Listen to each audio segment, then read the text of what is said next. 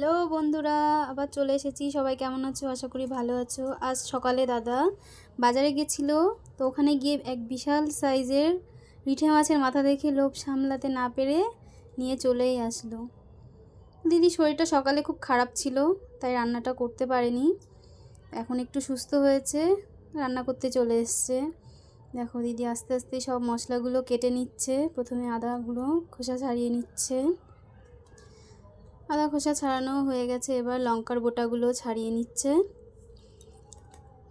লঙ্কার বোটা ছাড়ানো হয়ে গেছে, এবার পেঁয়াজের খোসা ছাড়িয়ে নেবে।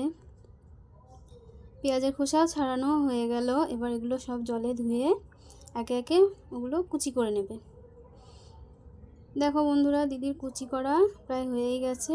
এই যে কুচি করা হয়ে গেছে, মশলাটাও করা হয়ে গেছে। এবার ওই মাছের মাথায় তেল নুন হলুদ দিয়ে মাখিয়ে নিয়ে এবার গরম তেলে একে একে মাছের মাথাগুলো ভেজে নিচ্ছে। দেখো মাছের মাথাগুলো ভাজা হয়ে গেছে। এবার ওই মাছ ভাজা তেলের মধ্যে দিদি এখন আলুগুলো ভেজে নেবে। এই যে আলু ভাজা হচ্ছে, দিদি আলু ভাজছে। ওগুলো ভাজা হয়ে গেছে, এবার তেলের উপর গোটা মশলাগুলো দিয়ে নিয়ে ওই কুচি করা পেঁয়াজ আর টমেটো একটু ভেজে নিচ্ছে। দেখো এগুলো ভাজা হয়ে গেছে, এখন এর ভাজাগুলোর মধ্যে একটু মশলা দিয়ে নেবে।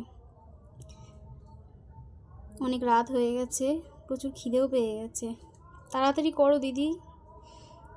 দেখো মশলাগুলো দেওয়া হয়ে গেছে, এবার মশলাগুলো ভেজে এবার ওই বাটিতে একটু মশলা লেগে আছে দিদি, ওর মধ্যে জল দিয়ে একটু দিয়ে দাও।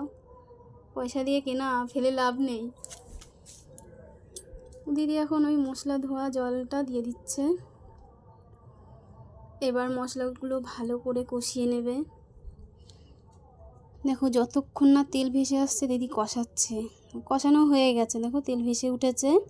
এখন ওই ভাজা আলুগুলো দিয়ে ওগুলোও কষিয়ে নেবে। তো এবার আলু আর মশলা ভালো করে কষিয়ে নিচ্ছে দিদি। দেখো কালারটা এখনই কত সুন্দর হয়েছে, খেতে গেলে তো টেস্টি হবেই। রঙটাই এত ভালো এসছে। তো আলু আর মশলাটা কষানো হয়ে গেছে, এবার দিদি পর্যাপ্ত পরিমাণে জলটা দিয়ে দিয়েছে। দিদি যতটুকুনি জল দেওয়ার ততটুকুনি দিয়েছে। এবার ঝোলটা ফুটে উঠেছে, এখন দিদি ওর মধ্যে মাছের মাথাগুলো একে একে দিয়ে দিল। দেখো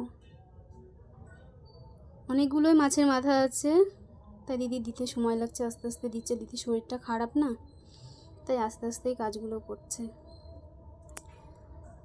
মাছের মাথাগুলো সব দেওয়া হয়ে গেছে, এবার দিদি নাড়াচাড়া করে নিয়ে এবার মাছের মাথাগুলো একটু ফুটবে। দেখো ফুটে গেছে ভালো করে। এবার এর মধ্যে কিছু মশলা, মানে গরম মশলা দিয়ে এবার তরকারিটা নামিয়ে ফেলবে। হয়ে গেছে রান্না। টাটা, সবাই ভালো।